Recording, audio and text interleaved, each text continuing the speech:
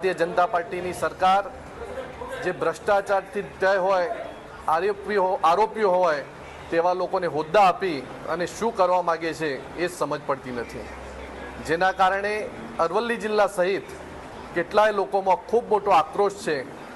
શિક્ષિત બેરોજગાર યુવાનો જ્યારે રોજગારી માટે આમ તેમ મહેનત કરતા હોય, રાત દિવસ મહેનત કરતા હોય, ત્યારે આવા પેપર લીકની અંદર જોડાયેલા લોકોને હોદ્દા આપી અને ભારતીય જનતા પાર્ટી પોતાની જે છબી છે એ લોકોની અંદર એવી ઉપસાવવા માગે છે કે ભ્રષ્ટાચારથી આ ભાજપની સરકાર મસ્ત છે।